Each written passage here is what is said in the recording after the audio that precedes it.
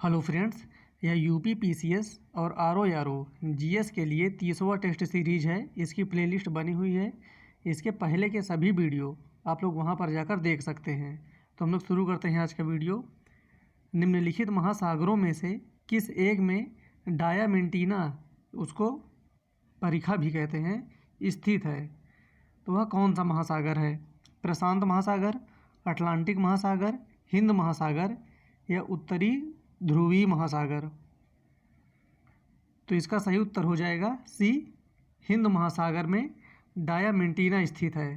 ये प्रश्न पूछा भी जा चुका है कि डायामेंटीना किस महासागर में स्थित है, तो हिंद महासागर में। अगला देखते हैं, प्राणियों और पादपों की जातियों में अधिकतम विविधता मिलती है। विविधता कहाँ मिलती है ये? शीतोष्ण पर्णपाती वनों में, उष्णकटिबंधी के आर्द्र वनों में, अत्यधिक प्रदूषित रिवर में, मरुस्थलों और सवाना मैदानों में। इन चारों में से सही उत्तर क्या हो जाएगा इसका, जिसमें प्राणियों और पादपों की जातियों में अधिकतम विविधता देखी जाती है? इसका सही उत्तर हो जाएगा बी, उष्णकटिबंधी के आर्द्र वनों में सबसे ज़्यादा विविधता यहीं पर मिलती है। संयुक्त राज्य अमेरिका में निम्नलिखित में से किस क्षेत्र को टॉर्नेडो एली कहा जाता है?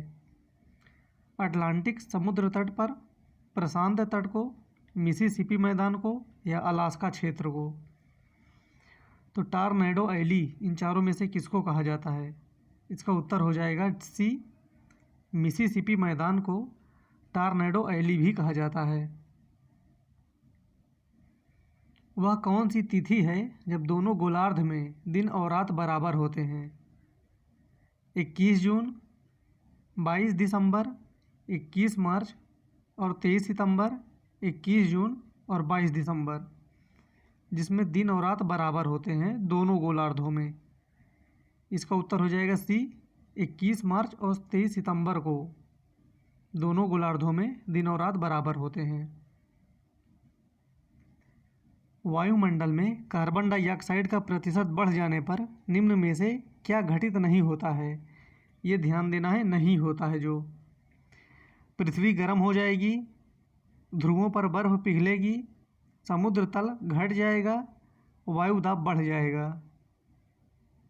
तो इसका सही उत्तर हो जाएगा सी, ये नहीं होगा, क्योंकि समुद्र तल घट जाएगा। टॉर्नेडो बहुत प्रबल उष्णकटिबंधीय चक्रवात है जो उठते हैं कैरेबियाई सागर में, चीन सागर में, अरब सागर में या काला सागर में। तो टॉर्नेडो चक्रवात जो होते हैं वो उठते हैं कैरेबियन सागर में। इसका उत्तर हो जाएगा ए। वायुमंडल की आपेक्षिक आर्द्रता मापी जाती है, किस चीज़ से मापी जाती है आपेक्षिक आर्द्रता? हाइड्रोमीटर, हाइग्रोमीटर, पोटेंशियोमीटर या लैक्टोमीटर? तो इसका उत्तर हो जाएगा बी, हाइग्रोमीटर से वायुमंडल की आपेक्षिक आर्द्रता मापी जाती है। डेटम रेखा है जिसके द्वारा ऊंचाई तथा गहराई की पैमाइश की जाती है। यह पाकिस्तान तथा भारत की सीमा रेखा है। यह तिथि रेखा या कैलेंडर इंगित करता है। यह एक काल्पनिक रेखा है जो देशांतर के 0 अंश से गुजरती है। तो डेटम रेखा कहते हैं।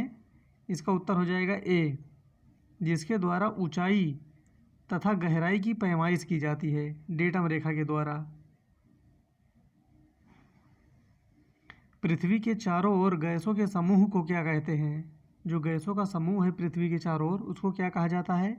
भूमंडल, जलकण, वायुमंडल या जलमंडल? इसका उत्तर हो जाएगा सी, वायुमंडल।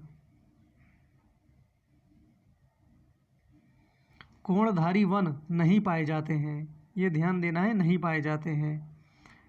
अमेजोनिया में, स्कैंडिनेविया में, कनाडा में या फिनलैंड में? तो कोणधारी वन इन चारों में से कहाँ नहीं पाया जाता? इसका उत्तर हो जाएगा ए, अमेजोनिया में।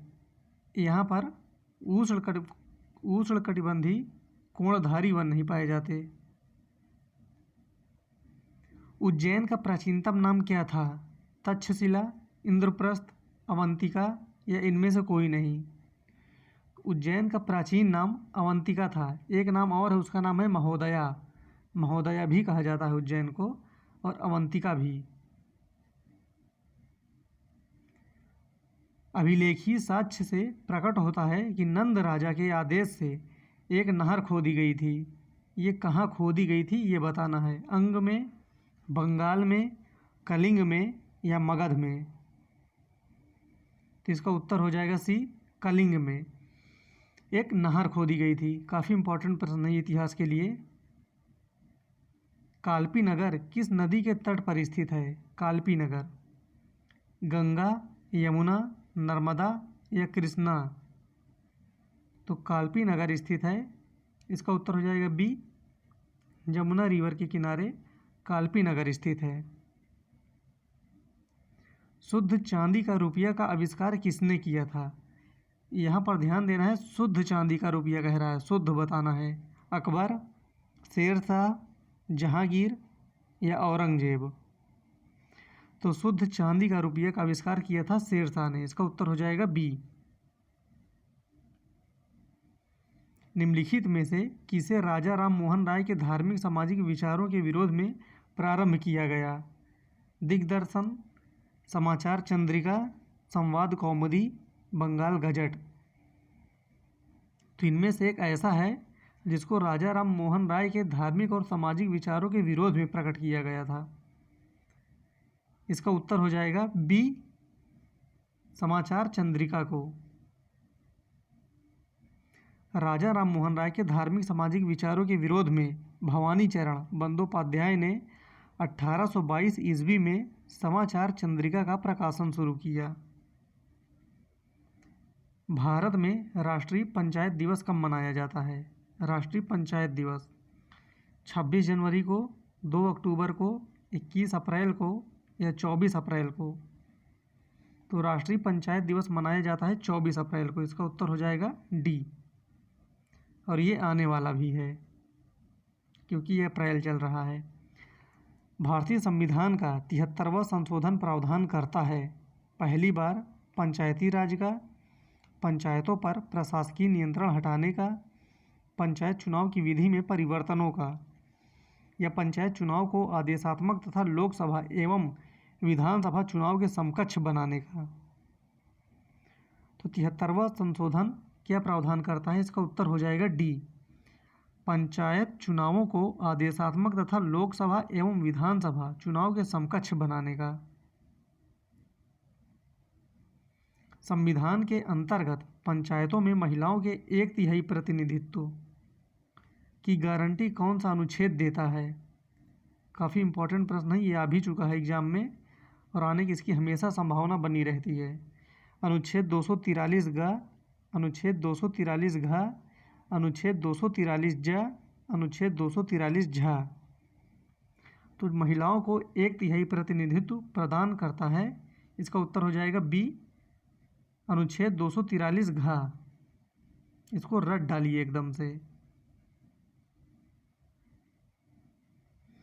निम्नलिखित में से कौन सा अनुच्छेद पंचायतों में अनुसूचित जातियों एवं जनजातियों के लिए सीटों का आरक्षण प्रदान करता है? उस अनुच्छेद का नाम बताना है। 243 डी, 243 सी, 243 बी या 243 ए। इसका उत्तर हो जाएगा ए, 243 डी। पंचायतों में अनुसूचित जातियों एवं अनुसूचित जनजातियों के लिए सीटों का आरक्षण करता है। संविधान के प्रावधानों के अंतर्गत पंचायत चुनाव कराने का निर्णय लिया जाता है किसके द्वारा? केंद्र सरकार के द्वारा, राज्य सरकार के द्वारा, भारत की चुनाव आयोग द्वारा या राज्य चुनाव आयोग द्वारा। तो पंचायत चुनाव कराने का निर्णय लिया जाता है राज्य सरकार के द्वारा। इसका उत्तर हो जाएगा बी। इस प्रकार से ये आज के हमारे 20 प्रश्न हो गए। फिर मिलते हैं अगले वीडियो में, तब तक के लिए धन्यवाद।